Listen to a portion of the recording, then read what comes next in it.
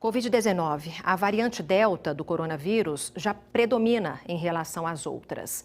A Delta aparece em 100% das amostras analisadas no estado, segundo a Secretaria Estadual de Saúde. Para falar sobre isso, nós convidamos o Sinésio Inácio da Silva Júnior, professor de epidemiologia da Unifal. Boa tarde, professor, bem-vindo. Olá, Suzana, boa tarde. Boa tarde a quem nos acompanha. Professor, esta informação, então, de que a Delta está presente em 100% das amostras analisadas, quer dizer que as outras variantes do coronavírus não existem mais?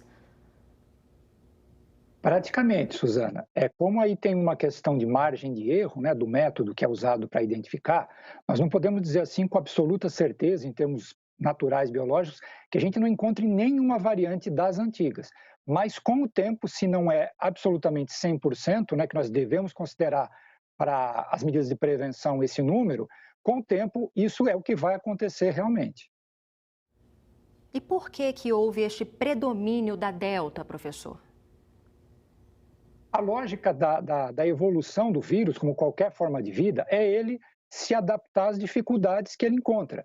E aí, como se permitiu, né, podemos dizer assim, um nível de contágio muito alto, vamos lembrar que ela surgiu, por exemplo, originalmente na Índia, em que você tem muitos casos acontecendo com pessoas também que já tinham sido caso, esse vírus começou a aprender a se defender melhor do sistema imunológico e também a se ligar mais facilmente às células das pessoas a partir de uma carga de entrada de vírus menor. Com essa vantagem, ele começou a predominar na população.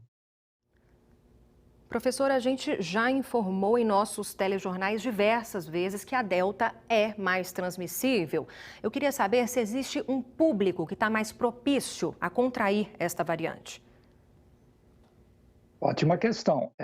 Na verdade, todos nós estamos, né, vulneráveis, porque é um vírus contagioso, um vírus causa doença, né, e está circulando. Agora, claro que muito mais vulnerável em relação à Delta está quem tomou só a primeira dose da vacina e quem tomou a segunda dose já há mais tempo, já se aproximando aí de 6 meses da segunda dose, e não tomou ainda a dose de reforço. E sem falar em algumas pessoas que não foram vacinadas. Então, esse grupo é muito mais vulnerável a essa variante predominante que é a Delta.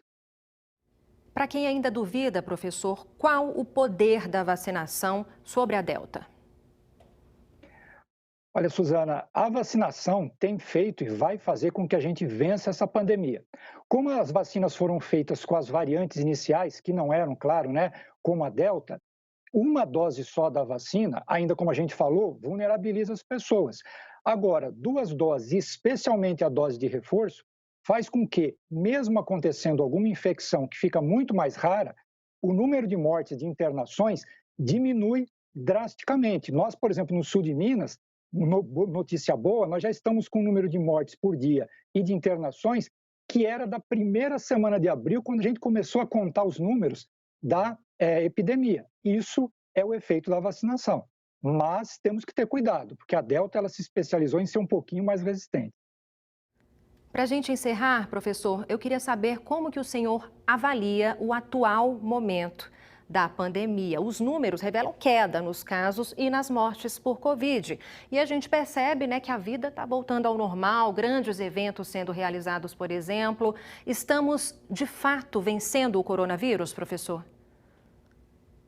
Susana, esse jogo, né, nós estamos vencendo, só que não estamos ainda de goleada, né?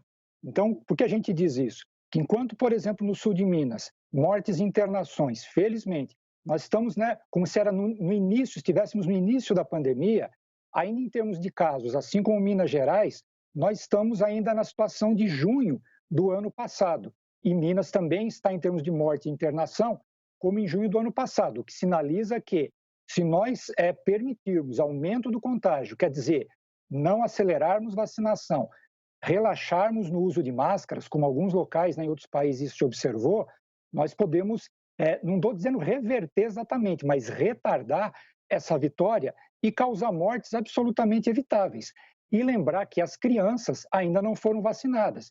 Embora raro casos entre crianças, o óbito pode acontecer. A taxa de mortalidade entre adolescentes de 10 a 19, inclusive, é menor do que de crianças de 0 a 9. E muito cuidado com os bebês, porque o bebê não usa máscara e as pessoas também têm um contato muito grande com eles. Então, para a gente ter um Natal no ritmo de vacinação que nós estamos tendo muito melhor, vamos ter cuidado, gente, porque aí no Natal nós chegaremos no nível de vacinação o mais ideal possível. Informações super sensatas, como sempre, professor. Agradeço mais uma vez. Boa tarde para o senhor. Boa tarde, eu que agradeço.